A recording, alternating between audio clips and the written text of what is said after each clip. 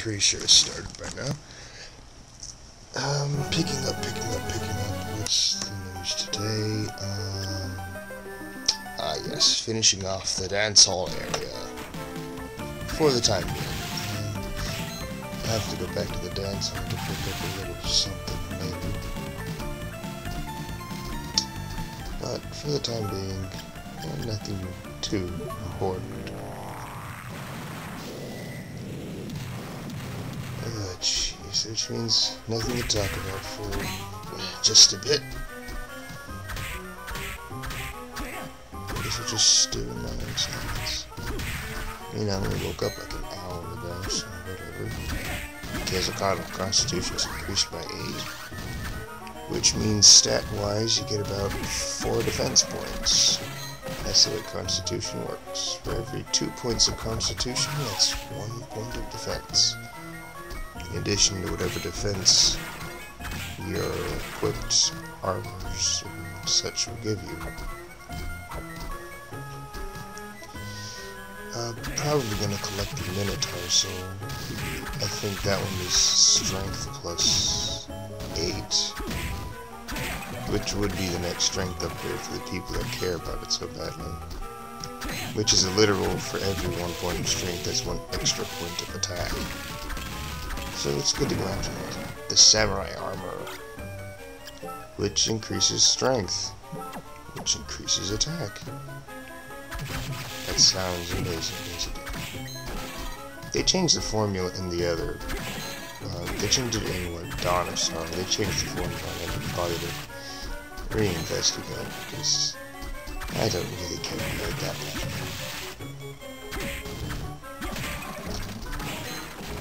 Okay. Oh yeah, the enemy type, the waiter skeleton. Yeah, he throws curry. And his skull occasionally. You could almost imagine what the soul will do. Now, I thought for the longest time I couldn't get up here until I had better platforming abilities, but it turns out, after I thought about things a bit, you can get up here by jumping off the Cataplas's back. You can even reach the top of the room if you're careful about it. Involving careful destruction of that there tower of bone pillars, or whatever they're called, I forget. Destroying only so many of them, you can actually get up there and pick up that, Mana Prism, I think that is? You can pick that up a bit earlier than that. Then if you had the actual platforming ability to get up there. I don't know how many people figured that out. How many people were inspired to figure that out? Because I know it took me a while to actually look at that and say, oh, I guess I could do this instead. This room is filled with a bunch of fleamen and a single Cataplas's. Optimally, I'd like to have had a grenade or something, but I didn't bother to put the zombie soldier sword down. It's only useful in so many situations. Not that many, though. Kinda like the more powerful version of the zombie soldier soul. But, that's later. So now we've pretty much scoped out the entire dance hall area.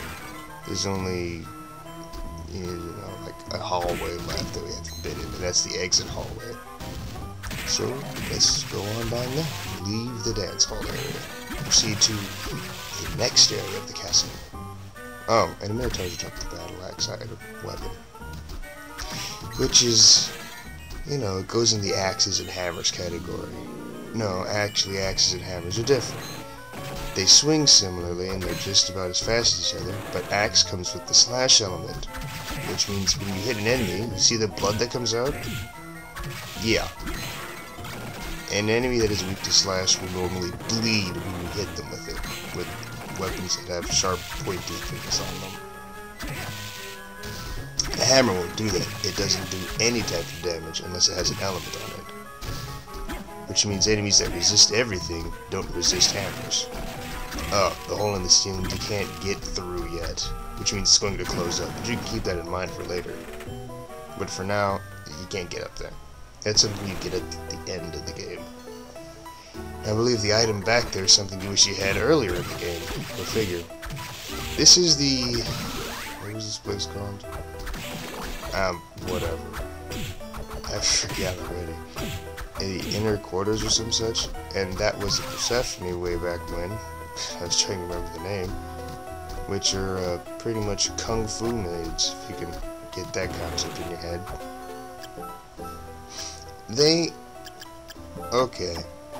There's going to be a weapon you pick up eventually that makes this place really easy to get through. But for now, you just have to power through things. Like Student Witch, vulnerable to stone. I think I showed that off already. There's a wall here with a normal witch. Well, actually, normal. Fully trained witch inside. I'm not quite certain if they're still so vulnerable to stone, and it's not very easy to try to hit them with it either, because they actually fly around all the time, and the cats they release upon death will hurt you if they make contact, but not the Student Witch cats. That's an important difference to note.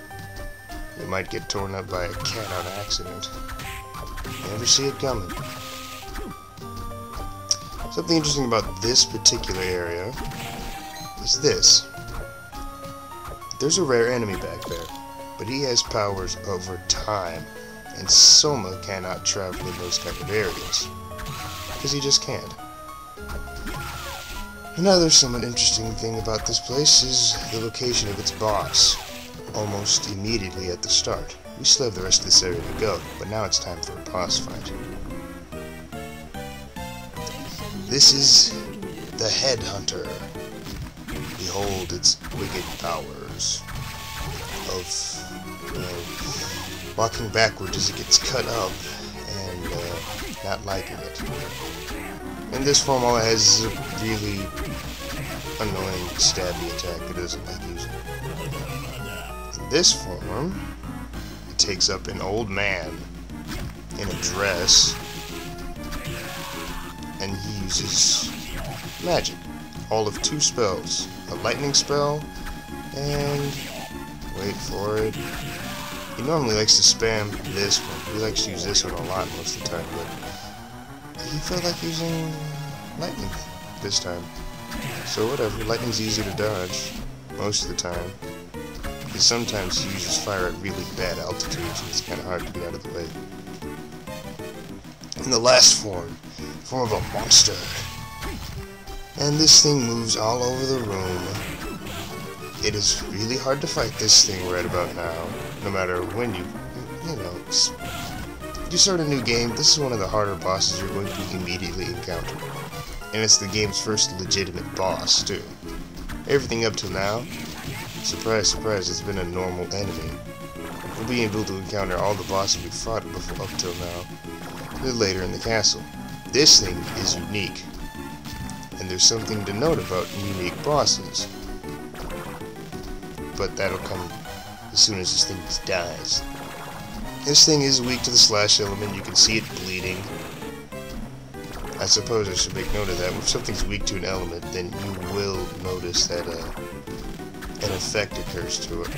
A little animation effect, most of the time.